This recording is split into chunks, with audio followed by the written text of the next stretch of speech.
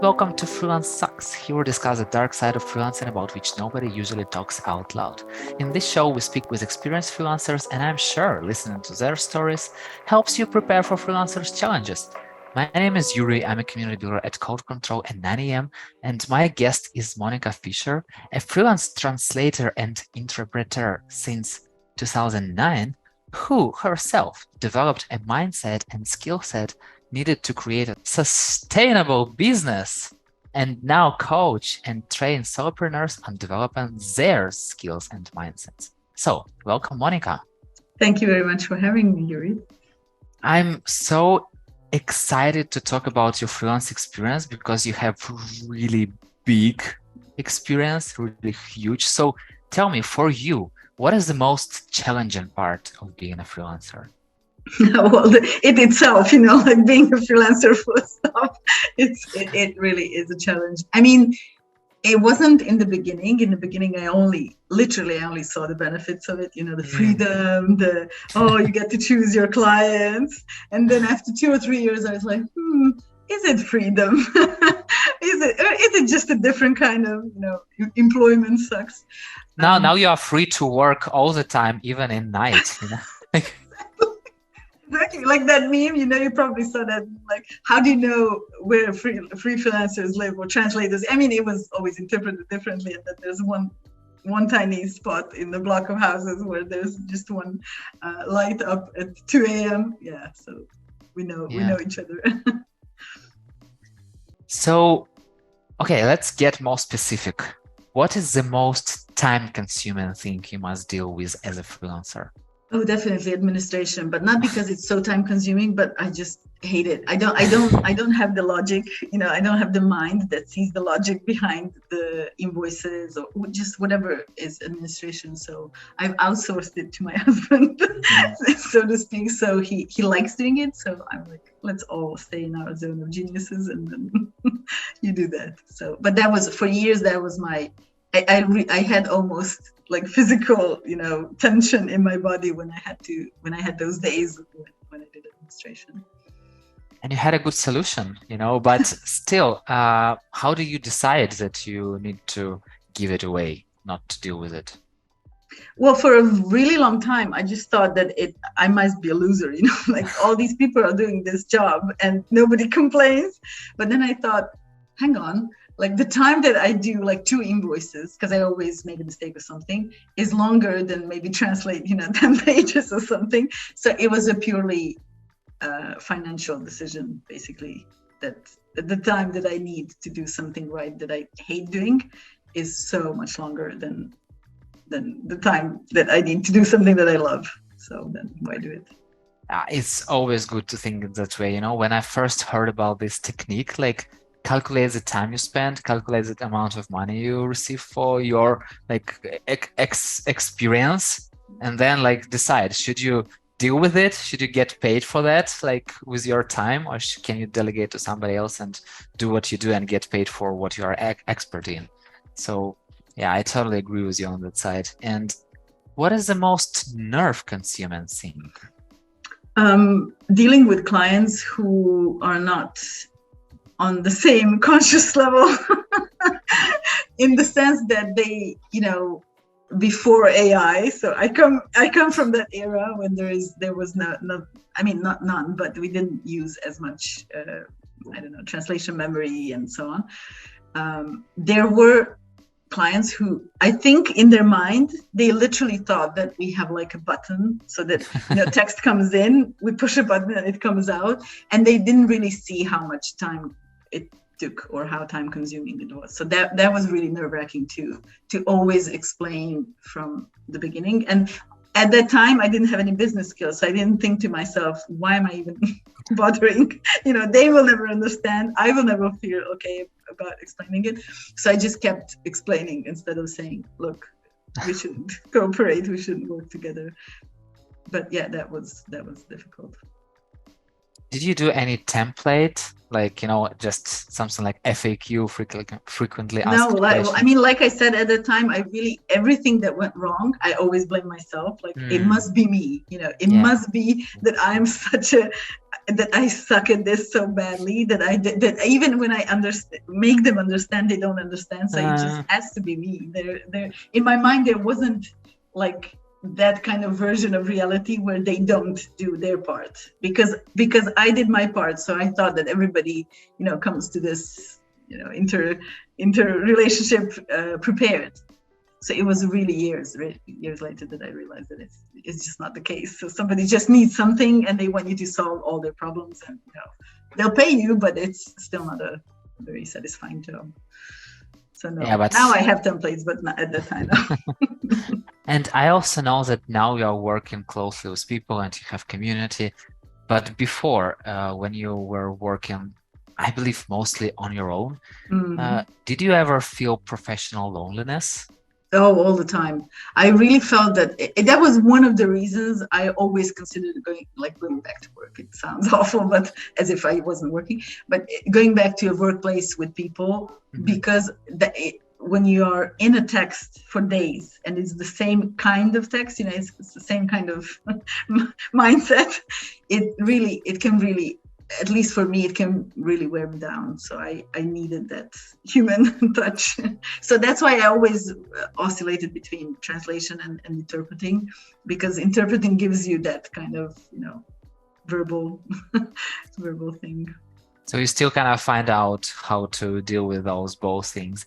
And did you was it I don't know, once in a week that you went to some co-working space or somewhere to work with people, or it was on a monthly basis well, at that time my kids were very little, so I was stealing time to work. So even that, it was so long ago, but I'm telling you, how it was. And we didn't even have co-working spaces, so it was so I'm so old. And when it did come up, when it did start to develop, then I did go, but I was so thirsty of this human connection that I didn't do any work by the end. So it was just all communicating, and that's when I realized that I really need to switch, because I'm on the right path to burnout. And this is how coaching, for example, came into play, because I really felt that if I do this for a few more days or years or decades, it's not going to work out. So by the way, as you mentioned burning out, how do you manage with not how do you know when you have to stop, when you have to switch to something else? How do you manage this burning out thing?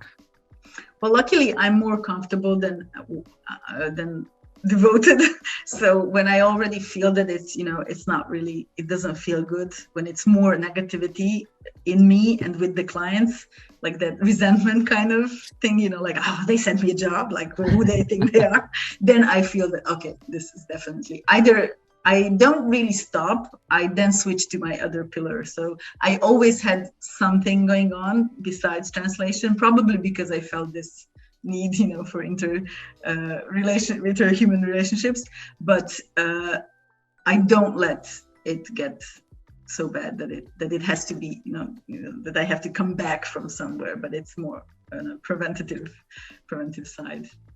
So if I'm hearing it correct, you always have something to switch to, and which is also in your sphere of interests. Yeah, exactly. Sometimes it might just be a different kind of jobs. So if I did very, uninteresting texts for a while, then I would just say, okay, half a year, no more legal contracts or anything like that, just books, for example. And then, but even that took me a really long time to realize that I can do it, because as a freelancer, you think, oh, who am I to not accept a job when it pays so good, or it's so interesting, or the client is so nice. But then after a while, you realize that, but it's, you can't please all the aspects of the business. So you have to decide, and then you might as well please yourself within your business. No, it's so fun. But my grandfather used to say that if I'm doing some homework or some stuff, and he goes oh, you are tired. Okay, go do this job, so you will rest by doing another job. And it's a good advice when you think about it. We kind of rest in the same posture, whereas we really should go out, do some exercise, or just lie down if you were sitting or anything, like just change to a different position physically or job wise, but we don't do that. Yeah, totally. That's why I'm always trying to, when I'm like doing some job, I'm trying not to read books on my laptop. And I'm trying not to read books like sitting in front of the desk. I'm always trying to go somewhere else. Like, okay, not to compare it with job. So if your friend wanted to become a freelancer, what are top 3 things you'd advise them to consider before doing it? Oh, top 3. Well, there are so many things that I would first ask them. I think the most important question is obviously why they want to do that particular job as a freelance. If it's anything that has to do with, efficiency, that they want to be more efficient or whatever, then fine. But I think that in many situations, people who become freelancers just see the positive side of it. So they don't really calculate exactly the bright side. So I would advise, as I always advise everybody, to just, talk to other people who did it, but not any other people, but obviously people in a similar position or similar family background, or, just, it doesn't have to be a similar profession, but just situation-wise, context-wise, to be somebody who is similar, and then just ask them anything that you're interested in. I don't think that there is like a formula for becoming a good freelancer. It's the first thing. What are 2 more? What are I mean that it's the first, like top 3. So it's the top 1. Like what are the second tops? Okay, the second tops. I would, how to put this, not to sound harsh. I would go deep with my own motivation, why I think I couldn't be able to do this job not as a freelancer, to see the other side. Because so if we don't think about freelancing as entrepreneurship, but like doing the profession that you're good at for one client, for one big client or several big clients, then you're kind of in the same position like as an employee.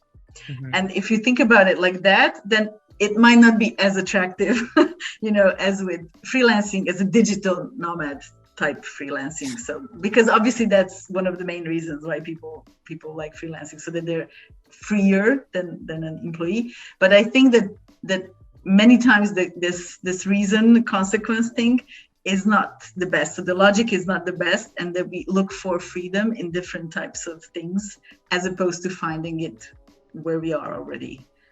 I don't know if it makes sense, but so if the primary motivation is freedom, then to really go around why you need freedom, who do you need freedom from, what type of freedom, even, whether it's financial, creative, any of the freedoms.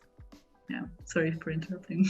No, it's okay. I mean that sometimes, when we're thinking about freelancing, we see those kind of like people are sitting on the beach with a laptop and drinking some cocktail. But from my own experience, it's impossible to work on the beach because the sun is too bright. You can't see your computer well. So it's totally fake pictures. At least, from this point, I'm not talking about Wi-Fi connection. It sucks totally. Yeah.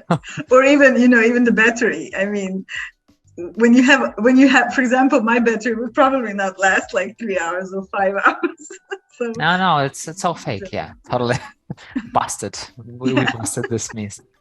Okay, so Monika, as I wish to have the sky's limit, but time is the limit. So the final question: if you were starting freelancing today, what is one thing you would have done differently?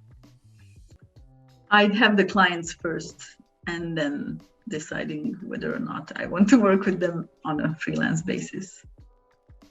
Tell me more about that. What do you mean? I mean that usually, or at least people who I meet or talk to, usually did it differently, so that they decided to go freelance and they were like, oh, hang on, I don't have any clients. Where are my clients? Yeah. They were just here, just yesterday, just here. Yeah, so that would be one thing. And the other thing, what we talked about in the beginning about an administration and stuff. So even though freelancing is like a lonely type of entrepreneurship, but I would, if I had this knowledge that I have now, I would probably have like a hub of people who can help me, and I wouldn't want to do it on my own. So that was the biggest, not mistake, because obviously I learned from it, but the biggest thing that kind of slowed me down, that I thought that I had to do everything on my own. And Yeah, it's always it's a tricky thing, because people think that they have to do everything on their own, but then when they discover that they can delegate, for example, administrative work, for example, for their husband, and like it's a game changer, totally. So I totally feel you. Exactly. And even like small things. So sometimes we think like, oh, it all has to be like business related, but it doesn't. So it can be any, like cooking. You can outsource cooking. Yeah, totally. I would love to outsource cooking. But Right? anyway, yeah, Monika, thank you so much for sharing your challenges and having such an open conversation. Thank you for the awesome questions, and thank you for doing what you do with the freelance community and community in general. It's fun stuff. Thank you very much for your kind words. And thank you so much for listening. If you like the show, hit the like button, 5 stars, and share it with your friends. That's it. We're done. See you in the next episode.